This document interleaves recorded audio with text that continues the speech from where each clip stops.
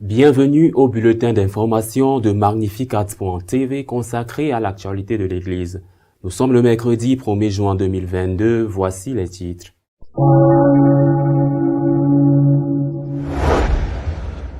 Le pape a nommé le cardinal Zuppi président des évêques italiens.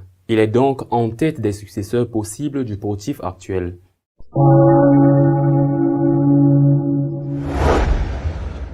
L'archevêque de San Francisco, Monseigneur Cordileone, a interdit à la présidente du Congrès américain Nancy Pelosi, une catholique, de recevoir la communion dans son diocèse.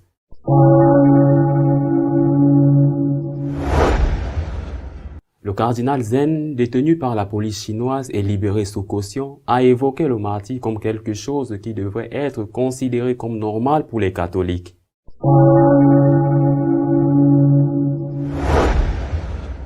Un archevêque nicaraguayen, Monseigneur Alvarez, a entamé une grève de la faim pour protester contre le harcèlement que lui fait subir le gouvernement.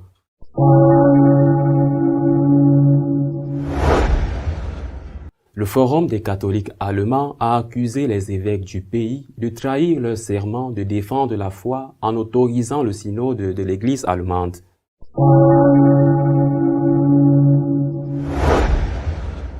Le cardinal Zuppi est le nouveau président de l'épiscopat italien, par décision du pape.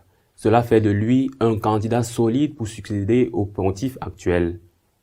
Le pape a nommé le cardinal Zuppi, 66 ans, archevêque de Bologne, nouveau président de la conférence épiscopale italienne. Les évêques italiens ont procédé à l'élection des 3 candidats, dont le premier était précisément Zuppi. Le cardinal Zuppi est né à Rome. En 1973, il rencontre Andrea Reccardi, fondateur du mouvement San Egidio. À l'âge de 22 ans, il entre au séminaire. Il est ordonné prêtre en 1981 et affecté au travail dans la basilique de Santa Maria in Travere, confié au mouvement auquel il appartient. Dans le diocèse de Rome, il a occupé diverses fonctions, jusqu'à ce que Benoît XVI le nomme évêque auxiliaire en 2012. En 2015, le pape François l'a nommé archevêque de Bologne et en 2019, il a été créé cardinal. Sa nomination en tant que président des évêques italiens fait de lui un candidat solide à la succession du pape François.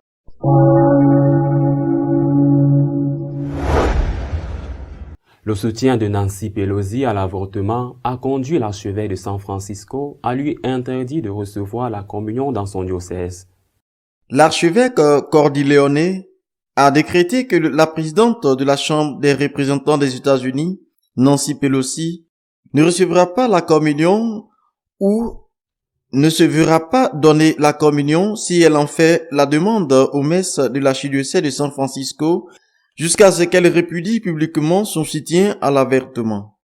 L'archevêque a immédiatement fait l'objet de critiques, l'accusant de politiser l'Eucharistie. Pelosi est catholique et a sa résidence officielle à San Francisco. En outre, elle se présente souvent comme une catholique pieuse et pratiquante. Qu'est-ce que cela signifie de politiser la Sainte Eucharistie? Si vous suivez l'enseignement de l'Église et appliquez l'enseignement de l'Église, a déclaré Monseigneur Cordileone dans une interview avec Eric Rosales d'EWTN. J'ai été très clair depuis le début, mon objectif est pastoral, pas politique, a-t-il ajouté. Au 23 mai, au moins une douzaine d'évêques américains ont publiquement soutenu la démarche de Monseigneur Cordileone. Certains d'entre eux ont également interdit à Pelosi de communier dans leur diocèse, si jamais elle s'y trouve et assiste à la messe.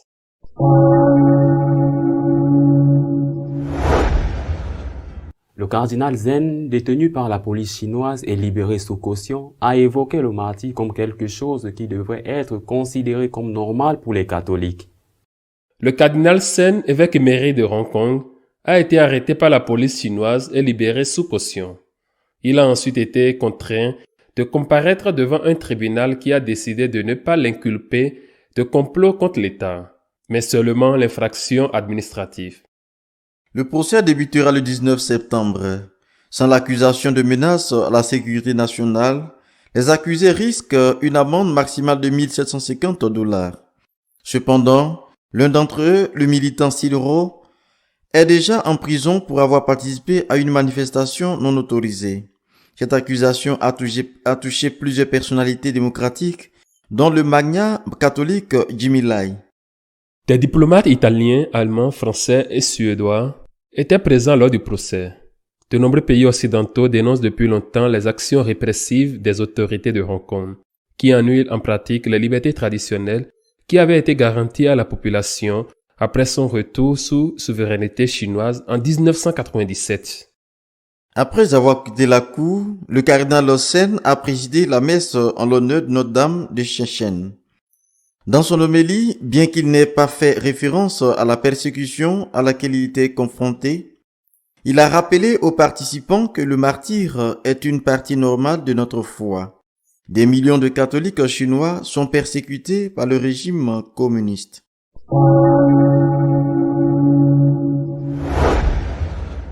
Monseigneur Alvarez, évêque de Matagalpa au Nicaragua, a entamé une grève de la faim pour protester contre la persécution de l'Église par le gouvernement. La persécution de l'Église par le gouvernement communiste nicaraguayen est de plus en plus agressive. Il a décidé de fermer la télévision catholique après avoir accusé des évêques et des prêtres d'avoir participé à un coup d'État en 2018. Le harcèlement est devenu particulièrement intense à l'encontre de Monseigneur Rolando Alvarez, évêque de Matagalpa, qui a décidé d'entamer une grève de la faim pour attirer l'attention sur le manque de liberté religieuse dans le pays.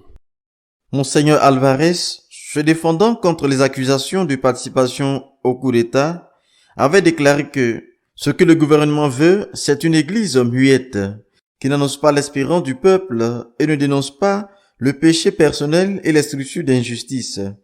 La parole de Dieu n'est pas enchaînée. Monseigneur Silvio Beas a été contraint de quitter le pays, a tweeté. Même si la dictature retire la chaîne catholique des zones, tout sera inutile. L'Église continuera à proclamer l'évangile de l'espérance et de la justice. Monseigneur Alvarez n'est pas le seul à avoir été harcelé. Plusieurs évêques nicaraguayens ont dénoncé le fait que les policiers sandanistes les ont poursuivis toute la journée jusqu'au harcèlement.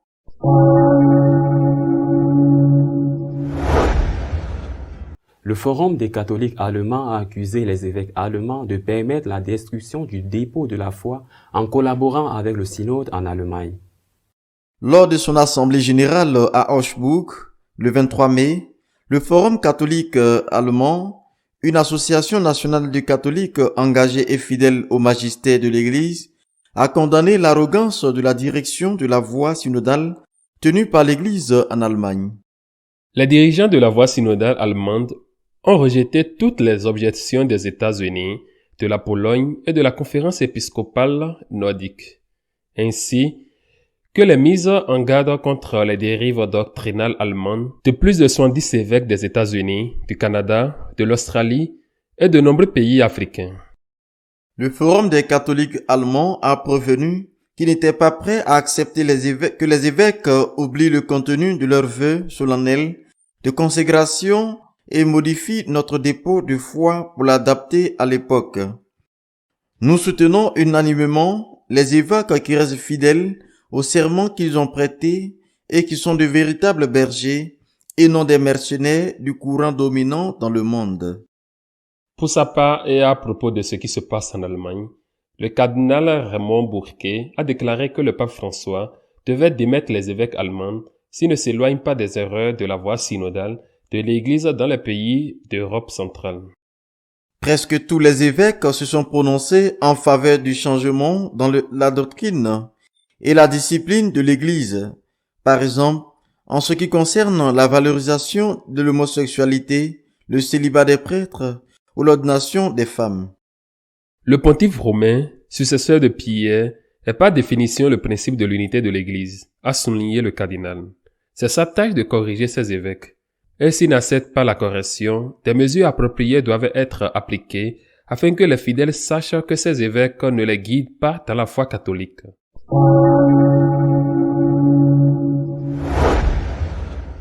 Notre éditorial de cette semaine est consacré aux commentaires du comportement héroïque de nombreux catholiques dans leur défense de la foi et de la liberté religieuse. La semaine dernière, en commentant les 10 canonisations qui avaient eu lieu au Vatican, dont celle de Saint Charles de Foucauld, j'ai fait référence à l'un des signes distinctifs de l'Église, la sainteté. J'ai reçu de nombreuses critiques à ce sujet de la part de ceux qui préfèrent voir tout en noir et qui ne sont pas capables de voir toute la réalité, y compris le négatif, bien sûr. Mais l'Église est vraiment sainte. Elle est sainte en sa tête. Nous ne devons pas l'oublier. Notre Seigneur Jésus-Christ est la tête de l'Église. Elle est sainte dans beaucoup de ses membres, à commencer par la Sainte Vierge Marie et tous ceux qui forment l'Église triomphante et qui sont déjà au ciel et qui se comptent par millions. Cet immense nombre de saints anonymes, en plus des milliers et des milliers qui ont déjà été canonisés. L'Église est aussi l'Église purgative, celle de ceux qui, étant morts dans la grâce de Dieu, sont au purgatoire en train de se préparer, de se purifier pour aller au ciel. Et l'Église a aussi une autre partie que nous appelons l'Église militante, qui est constituée de tous les baptisés qui sont vivants et qui sont pécheurs. Et parmi ces baptisés, il y a ceux qui ne font certainement rien pour améliorer, pour s'améliorer, pour devenir des saints. Mais d'autres luttent. Nous luttons, et je veux croire que la majorité d'entre nous luttons pour aimer. Aimer Dieu comme il le mérite d'être aimé. Cette Église qui est ici sur la terre, cette Église militante est en effet une Église de pécheurs, où il y a de mauvais exemples, mais où il y a aussi de très bons exemples. Et parmi ces bons exemples, il convient d'en souligner certains qui sont habituellement réduits au silence dans les médias, et ils sont réduits au silence parce qu'ils se concentrent uniquement sur le mauvais, parce que leur objectif n'est pas de défendre la vérité, mais de nuire à l'Église. Ces exemples méritent d'être appelés des héros. Aujourd'hui, ils sont des héros, nos héros. Ils seront probablement des saints demain. Par exemple, un héros, le cardinal Zen, évêque émérite de Hong Kong. Il est retourné devant les tribunaux chinois cette semaine et lorsqu'il est sorti, sans connaître le résultat du procès, il a célébré la messe et a dit quelque chose que nous ne devons pas oublier. Le martyr est normal dans notre Église. C'est quelqu'un qui est menacé qui le dit. C'est quelqu'un qui appartient à une Église persécutée qui le dit. Le martyr est normal dans notre Église et nous devons nous habituer à cette idée. Le cardinal Zen est un héros, même s'il ne reçoit pas toujours de sa propre Église le soutien qu'il mérite et dont il a besoin. L'évêque nicaraguayen Rolando Alvarez est également un héros. Il a entamé une grève de la faim pour réclamer la liberté religieuse dans son pays, le Nicaragua. Le dictateur sandiniste a fermé la seule télévision catholique du pays qui appartient à la conférence épiscopale. L'évêque a entamé une grève de la faim parce qu'il est menacé, même dans sa vie. Mais qui se soucie de ce qui se passe au Nicaragua, ou au Venezuela, ou à Cuba, avec ces trois, entre autres, dictatures communistes terribles? Les médias ne rapportent pas qu'il y a un évêque en grève de la faim. Si un prêtre fait quelque chose de mal, ce qui existe malheureusement, tout le monde le rapporte. Si un évêque défend la liberté de son pays et de son église et fait quelque chose comme une grève de la faim qui pourrait lui coûter la vie, rien n'est rapporté à ce sujet. Il est un héros. Les héroïnes sont les religieuses polonaises qui ont ouvert les portes de leur couvent, y compris les religieuses cloîtrées, pour accueillir les centaines de milliers, les millions de réfugiés d'Ukraine qui sont arrivés dans leur pays et qui leur offrent tout ce qu'elles ont, leur donnant surtout l'amour, l'affection qu'un catholique qui aime Jésus-Christ veut toujours donner à ceux qui ont besoin d'aide. Les héros sont aussi de nombreux prêtres africains. Par exemple, les 2 prêtres nigérians qui ont été enlevés cette semaine et qui courent le risque de mourir comme d'autres prêtres qui sont encore enlevés ou comme celui qui a été tué par les musulmans cette semaine dans leur pays. Les héros sont les laïcs qui appartiennent au Forum des catholiques allemands qui se sont réunis cette semaine à Augsbourg et qui ont dénoncé leurs évêques en disant qu'ils n'accepteront pas que les évêques, leurs évêques, trahissent le dépôt de la foi. Ils sont des héros. Dans l'Église catholique, dans l'Église triomphante, il y a beaucoup de saints. Mais ici sur terre, dans l'Église militante, il y a beaucoup de héros. Peut-être pourrions-nous dire des saints, mais le terme ne s'applique qu'aux défunts, bien qu'on puisse peut-être l'appliquer à tous ceux qui sont dans la grâce de Dieu, comme Saint Paul par exemple. Appelons-les des héros. Demain, ils seront probablement des saints. Ils nous donnent l'exemple. Ils nous disent comment nous comporter sur terre pour pouvoir arriver un jour, dans la miséricorde divine, à la patrie céleste, pour vivre avec Dieu pour toujours au ciel. Ces héros se battent pour être fidèles à Jésus-Christ. Parfois, avec de grandes difficultés, même au sein de l'Église elle-même. Ces héros se battent pour aider les pauvres. Ils se battent pour la liberté religieuse. Ils se battent pour défendre la vie de la conception à la mort naturelle. Ces héros font partie de notre peuple. Nous ne pouvons pas les ignorer. Au contraire, nous devons être fiers d'eux et nous devons raconter ce qu'ils font afin de ne pas faire le jeu des médias qui les omettent, qui n'en parlent pas et qui, au contraire, prennent plaisir à raconter toutes les bêtises que malheureusement existent aussi. Ces héros seront probablement un jour des saints et nous prierons pour eux et leur demanderons d'intercéder pour nous. Peut-être qu'un jour nous devrons dire « Saint évêque Zen, évêque émérite de Hong Kong, priez pour nous. » Aujourd'hui c'est un héros. Monseigneur Orlando Alvarez est un héros. Chacun aura ses propres choses, mais ce sont des héros. Il est un héros. Les prêtres nigérians et tant d'autres prêtres africains sont des héros. Les religieuses polonaises sont des héroïnes et les catholiques allemands qui se battent contre leurs propres évêques pour défendre la foi sont des héros. La nôtre est une église de saints, même si certains n'aiment pas que je le dise. C'est une église sainte parce que sa tête est sainte et parce qu'en elle, il y a la Sainte Vierge.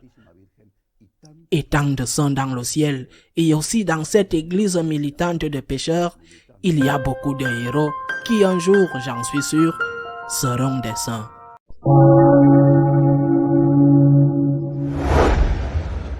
Si vous souhaitez être au courant de ce qui se passe dans l'église, vous pouvez le faire sur notre page d'information magnificat.tv. À la semaine prochaine, si Dieu le veut.